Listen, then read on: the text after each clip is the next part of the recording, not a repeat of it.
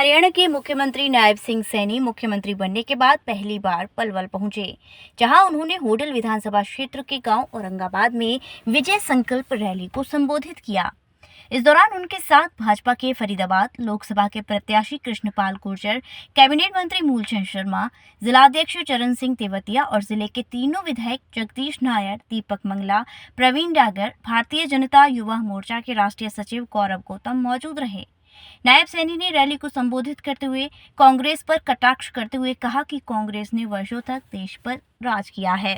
सत्ता हासिल करने के लिए कांग्रेस पार्टी जनता से वोट मांगने की अपील कर रही है, लेकिन जनता कांग्रेस पर विश्वास नहीं कर रही, बल्कि नरेंद्र मोदी जी की गारंटी पर विश्वास जता रही है। पलवल के औरंगाबाद में आयोजित विजय संकल्प रैली में फरीदाबाद लोकसभा से भाजपा के प्रत्याशी कृष्णपाल गुर्जर के लिए रैली करने आए हरियाणा के मुख्यमंत्री नायब सैनी एक्शन मोड में दिखे। वहीं उन्होंने अधिकारियों को अल्टीमेटम देते हुए कहा कि या तो अधिकारी 4 तारीख तक अपने आप में सुधार कर लें, अन्यथा उनके ऊपर सख्त कार्यवाही की जाएगी। साथ ही मुख्यमंत्री ने फिरौती मांगने वाले बदमाशों को चेतावनी देते हुए कहा कि या तो बदमाश प्रवृत्ति के लोग शांति से जीना सीख लें, अन्यथा उन्हें शांति से जीना सिखा दिया जाएगा। इतना ही नहीं, सैनी ने कांग्रेस के घोषणा पत्र पर भी तंज कसा और कहा कि 55 साल शासन करने के बाद भी उन्हें गारंटी देनी पड़ रही है और कांग्रेस की डिक्शनरी में न्याय करना नहीं है। उन्होंने कहा कि अब कांग्रेस की तरह नौकरी नहीं मिलती, अब बिना पर्ची और खर्ची के नौकरी मिलती है।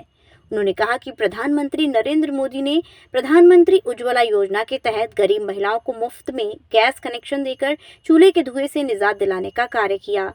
कांग्रेस के राज में गांव में महिलाओं को पीने के स्वच्छ पानी के लिए कोसों दूर जाना पड़ता था, जबकि भाजपा सरकार ने हर घर नल से जल पहुंचाकर लोगों को न्याय दिया, हर घर शौचालय बनाकर महिलाओं को सम्मान दिया। उन्होंने कहा कि कांग्रेस के समय में अन्याय होता था। देश की सेवा करने के दौरान यदि कोई जवान शहीद हो जाता था तो उसका पार्थिव शरीर घर तक नहीं पहुंचाया जाता था, लेकिन भाजपा ने सैनिकों को पूरा सम्मान दिया और शहीदों के आश्रितों को भी आर्थिक सहायता प्रदान की। मोदी सरकार बनने के बाद धारा 370 हटाई गई और पत्थरबाजी की घटनाओं को समाप्त किया गया। नायब सैनी ने कहा कि कांग्रेस के समय में नौकरी के लिए मुख्यमंत्री विधायकों के चक्कर काटने पड़ते थे, लेकिन भाजपा सरकार में बिना पर्ची व खर्ची के नौकरी दी गई है। उन्होंने कहा कि भाजपा सरकार किसान हितैषी सरकार है। सरकार ने किसानों के हित में अनेक योजनाएं बनाई हैं। हरियाणा के किसानों को फसल में हुए नुकसान के लिए मुआवजा दिया गया है। किसान सम्मान निधि योजना के तहत किसानों के खाते में डीबीटी के माध्यम से खाते में राशि भेजने का कार्य किया गया। आयुष्मान योजना के तहत गरीब लोगों को 5 लाख रुपए तक स्वास्थ्य बीमा प्रदान किया गया है। भाजपा सरकार में किसान को गति दी गई है। एलिवेटेड पुल का निर्माण किया गया है। भाजपा सरकार की नीति व नीयत साफ है। उन्होंने कहा कि मोदी ने देश को एक दिशा प्रदान की है, देश की समस्याओं का समाधान किया है। पर करके प्रेस के अंदर बोला कि नरेंद्र मोदी कोई काम नहीं कर रहा देश के लिए। मैं आज आपको बताना चाहता हूं, मैं आज इस औरंगाबाद गांव के अंदर हूं। ये बड़ी जनसभा है। राहुल गांधी साहब, अगर दिल्ली के बड़े हॉस्पिटल में आप इलाज करा सकते हैं, ये सम्मान नरेंद्र मोदी ने दिया है कि मेरे औरंगाबाद का गरीब व्यक्ति भी जा करके वहां इलाज करा सकता है, आपके बेड के साथ करा सकता है। ये सम्मान गरीब व्यक्ति को दिया है। भाइयों, हमने समझना 10 वर्षों में भारत का एक नया इतिहास लिखा गया है।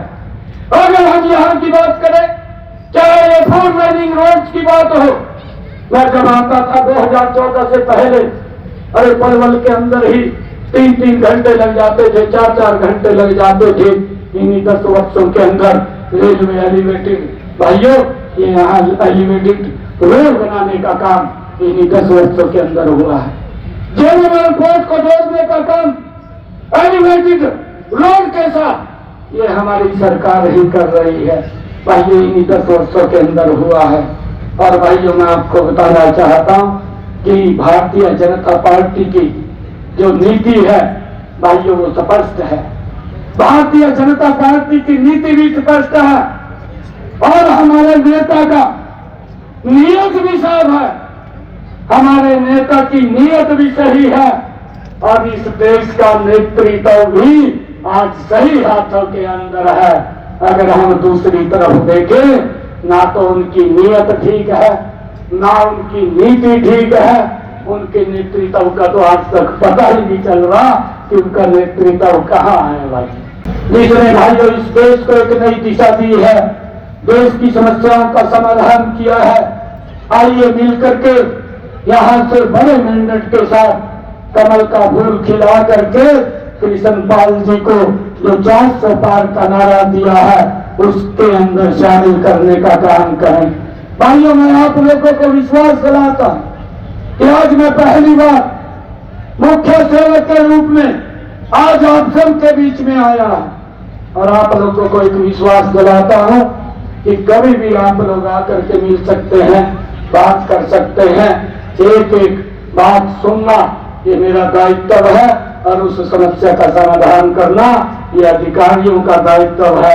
एक भी अधिकारी इधर उधर की बात नहीं करेगा, आपकी बात को सुन करके भाइयों उस काम को करने का काम करेगा।